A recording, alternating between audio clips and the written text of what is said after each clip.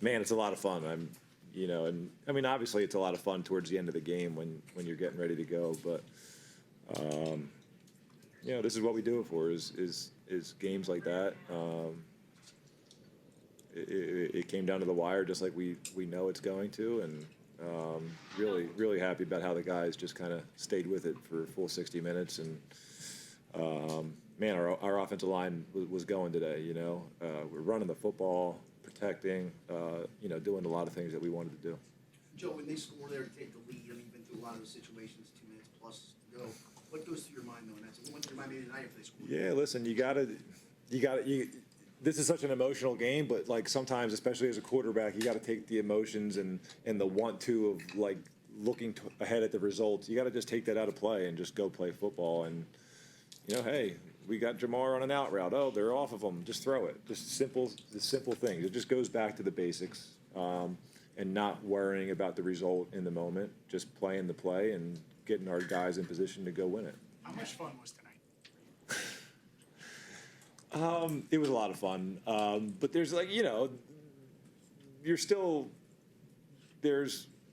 your mind's not necessarily thinking that way for the full 60 minutes, but obviously the last 7 seconds, but even that, there's 3 seconds, they got a Hail Mary off, you're still, I've been through enough of these to wait until that clock hits 0 to be excited. So, but listen, I love doing this. I've been doing it for such a long time. When you're out there with the guys and you're doing what you want to do and you're having success and you can look in each other's eyes and just like you get that feeling, of bonding with somebody else and just it's a lot of fun. And it's a lot more fun when that clock hits 0 and you've gotten the job done. Before you got here, obviously you probably knew how good Jamar Chase and T. Higgins were just from when he played in Cleveland and being a fan of the game. But does a game like tonight, when you see what Jamar did and then what T was able to do, did that just open your eyes? Like, these guys are even better than I thought. Yeah,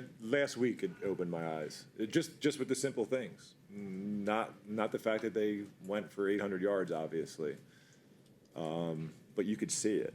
And then today, what I got to see was just how a defense has to treat those guys. And if you don't treat them a certain way, they can hurt you. And if you do treat them a certain way, well, maybe we have some other guys that can get the job done. So today, I think I got to see just the problems they create in general. Last week, I said it earlier this week. Last week, we didn't do anything crazy, but you could see it. Those guys are different. And it's pretty cool to be able to throw to them. You ever thrown to a guy 23 times? I mean, You tell me. I don't think so. I don't think so. I mean, you kept going. Well, we threw the ball 47 times and probably dropped back a couple more. And I mean, I think he ended up. I mean, look, at the end of the first half, we just out route. It was. I don't think it was anything crazy. Pretty simple stuff underneath, getting them one-on-one. That's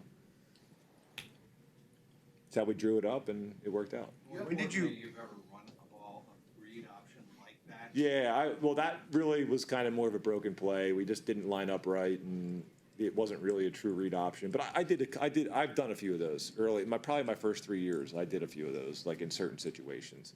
But it's been a while, and it kind of just happened. It just happened. So I was like, all right, now how can I find somewhere to get down and not get taken out by one of these guys? It was like a broken play. A little bit, yeah. Kind of like your first touchdown. That's right. In your 9 or 10 days here, when did you realize that you could have this successful of an offensive game like this quickly? You're not thinking about it in that sense. I mean, I think you're always like wanting to go do that, but I think what being here in this situation has done for me is it allows you to recalibrate and not worry about those things. It allows you to just focus on the basics, and it's a good reminder that doing that is what leads to success and consistency. So I think the bigger thing going forward is just continuing to remind myself of that. Zach said you had some issues with maybe his accent when he was trying to. Well, yeah, it's just like some of these words are so new to me, and when you don't get a chance, like I honestly felt like this week was probably a little bit harder than last week, just because it's such a short week. You're still putting in a full game plan. You don't get to hear the play as much. So there were certain things with and I can picture everything, but there's certain things with formations and things like that you're hearing for the first couple times. And even though you've read the play a million times, like when you hear it, just wasn't hitting my brain right. So there was a few of those, and we were joking on the sideline. Like anytime that happened, and we broke the play, and we broke the huddle, and it was like, I don't know if we're right here. I mean, that play hit. So like we got lucky tonight in that sense. What did you see on the last throw to T? Now they played one-on-one. The safety didn't really. Maybe he was cheating his way a little bit, but not really. And I knew I had a conversion to him, and it was a chance to basically end the game. I feel like they were kind of playing back shoulders. So the one adjustment I made there was maybe just throw it up a little bit more and let him kind of bend into it if he gets by him. And I think he got a good release, so I could kind of see that throw happening, as I was doing it. So you weren't here for that bulk of the 4-game losing streak. Could you sense what this win meant? The teammates who'd gone through that. Oh, for sure. That was an awesome sideline, an awesome locker room after the game. But at the same time, you got to give those guys a lot of credit. Like, it's not easy to lose 4 straight games and keep your head into it. So the fact that they've been able to do this and get to the point where we got tonight and beat a good football team is also impressive. Along those lines, Joe, it's one win, but given the fact that it came against that defense in this environment, can you see the potential of what this team, especially offensively, is capable of? Yeah, you sure hope so.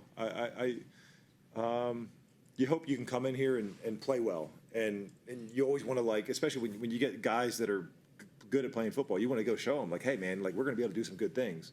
And you hope that they feel that way. But now to go out there and have done it for, like, the last 6 quarters, I think it's going to give us a lot of confidence.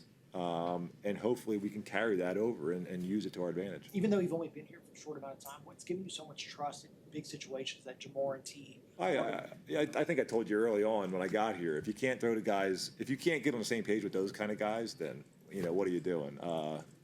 They're pretty special. So they're, you can kind of read their body language, and they get open. So it's easier to throw to. Zach told us how much time he spent with you last week. Has he done anything that you could share that's maybe really helped simplify things for you so quickly, or what is your impression of Zach and the way he's worked with you to get you up to speed? I think the biggest thing is he's been patient, so even like things like tonight where maybe I wasn't hearing it right and wasn't calling it completely right for a handful of plays. It wasn't like he was getting bothered by it. He worked with me, and he was patient with me, and he allowed me to just go play football. And I think he saw that even though maybe this one little thing was off, that I was able to just forget about it once the ball was snapped. So I would say just that, like, patience. And coaches that have done it like he has and called really good games and put great game plans together. They want to put all kinds of good stuff in there, and I think he's tried to fight that urge a little bit and then been patient with me. 11 days ago, did you expect to ever have this feeling again? It's a good question. I didn't feel like it felt like I might not, to be honest with you. So, it's pretty special. Does that enable you, like, does you let that sink in, like, does a night like this give Yeah, you that? for sure. When I talk to, when I talk to my family and, we're laughing about this and just, that'll be a reminder, because I got so many people at home, not only, my kids, obviously, my wife has been doing this with me for so long now. My wife and, like, my siblings and my dad and my mom, like, we're all still so invested in this. So when you talk to those people and they're probably, like, one of their biggest emotions is probably relief, like, oh my gosh, the game's over. We don't have to watch that anymore and, like, hang on to the edge of our seat. And then also that turns into excitement. So, like, I can't wait to talk to my wife tonight and just hear it in her voice and all those things. And talking to those people reminds you of how special this is, yeah. When you go look at this 11-day stretch one day down the road, what lesson do you hope it teaches your kids? Well, I think one of the biggest things is that hopefully they'll be willing to take on challenges, because I think it would have been easy to maybe say, nah, I don't want to do that. Like, you want me to play this week? I don't know. I think that's one thing is take on some challenges, and you can't worry about the outcome. I see myself as a competitor. I see myself as a football player. That's what I do. The challenge, okay, fine, let me take it on. I see myself as a football player first. No hesitation. Let's go do this. So whatever you see yourself as, there's a reason for that, and you shouldn't hesitate when maybe something may look a little scary or anything like that. You should jump in and do it. You've faced Mike Tomlin and the Steelers so many times over the years, but What was it like proving him right with his comments earlier in the week, wondering why you were traded here? I mean, listen, I have so much respect for Mike and the battles that we've had, in Pittsburgh, in Baltimore. I played them last year in Indianapolis. I always find a way to play them. I love playing them. And I didn't really feel that way to begin with. I didn't love going in the Heinz Field. And, my rookie year, they beat us 3 times. But those games against those guys, like in my career, those games have been different than others. And just the physicality and the energy. And Mike's been doing it so long and has those guys ready to play every single week for so long now. Nothing but respect for him and, how he gets those guys ready. And I love going against them. And, when I look back on it all, it's the wins and the losses. I love all the games. Honestly, when I tell stories, a lot of the great stories come from some of the losses and the bad games you had.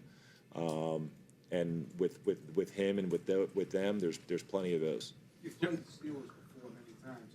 Was there a different feel to this one? Well, This stadium with this team? For sure. I mean, yeah. But at the same time, it felt familiar. Like, I've played so many night games against Pittsburgh. Like, you very rarely would go to Pittsburgh and play a day game. I was actually saying to the guys today, I don't know if I've ever played a night game here. You guys could probably check that. But I feel like every time we came here, it was a day game. Maybe I've played a couple night games in Baltimore, but I don't know if I've ever played an evening game against Cincinnati like we're in this stadium. I think the last game here, as a rated here, might have been. Might have been a night game. These used to be hostile confines, and now they're cheering "Let's go Flacco" as you're heading down the final drive. How did that feel for you? For them to kind of turn the key so quickly to support you?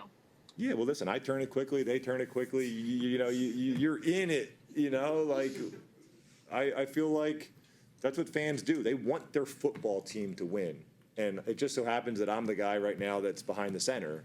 The same thing with players. Like, yeah, you're loyal to the guys that you're in the locker room with, and you're loyal to the game of football, and you really enjoy playing in these cities. I mean, there's such. I feel so fortunate to have been able to now play in so many different cities and just see the different people and how they react. It gives you a new appreciation for these fans. Like, I honestly never really loved coming here and playing. Now that was unbelievable tonight, and Cincinnati would kind of put it on us, I feel like, most of my career, especially when we came here. So I didn't necessarily love here, but now I get to have a new perspective, at least for tonight. And the fans, I mean, even just around town, they've been great. I mean, saying what's up or whatever. So they're obviously very quick to forget and happy to, that we're going through this, and so am I. You're 40 years old. So that we can get to